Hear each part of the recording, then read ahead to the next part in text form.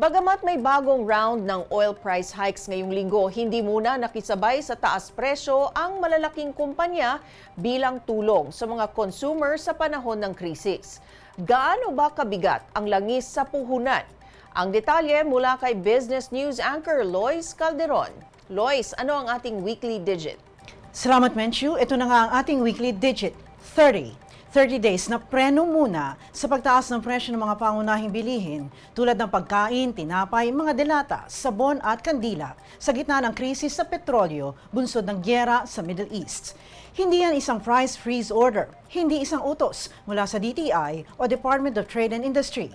Bagkus, kusang nangako ang manufacturers at producers na wala muna ang taas presyo sa produktong galing sa pabrika.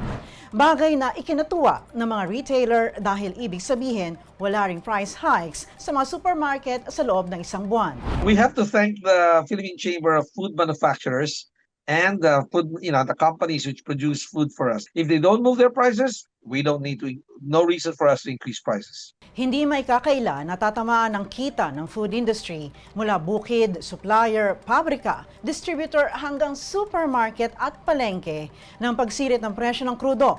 Kaya ang pinagsamang desisyon ng mga big manufacturer ay sign of maturity ng mga negosyante during unusually difficult times like this. Ayon yan kay Steven Cua, Executive Director ng Philippine Amalgamated Supermarkets Association.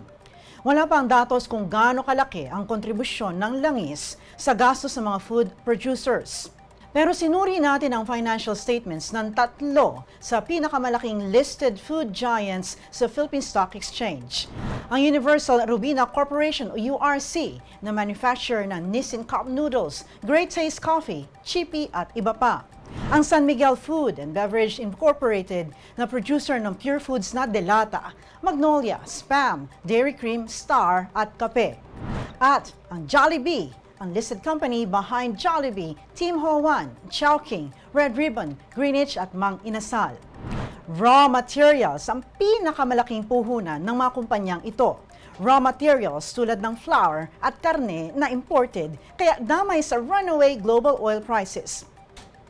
Sa accounting, ang terminong gamit ay cost of sales or cost of goods to measure the cost of producing a good or service.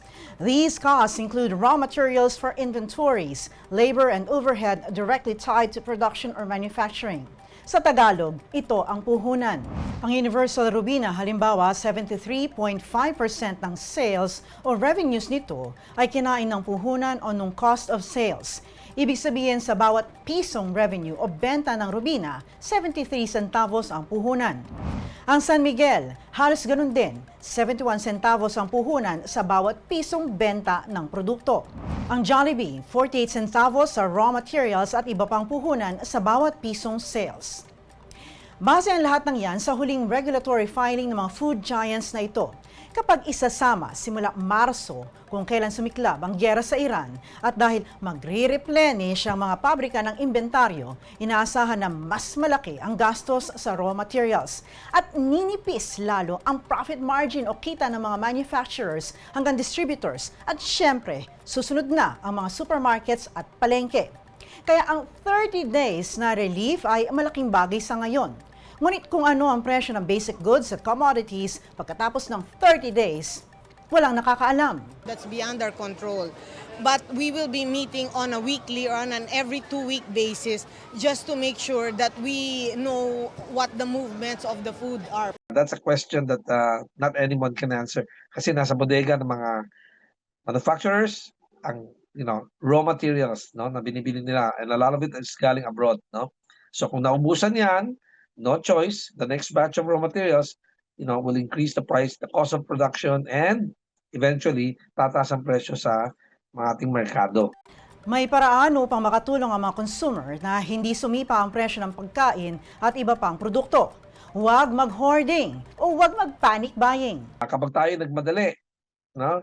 At kaagad inubos natin ang mga produkto sa mga shelves ng supermarkets, siguradong tataas ang presyo ng bilihin. Bakit? Dahil wala nang pangbenta ang mga manufacturers at distributors, di ba? At hindi aabot na una yung demand kaysa supply. Sa panahon ng krisis, pandemic man o gyera, remain calm at alamin ang mahalagang impormasyon mula sa credible sources.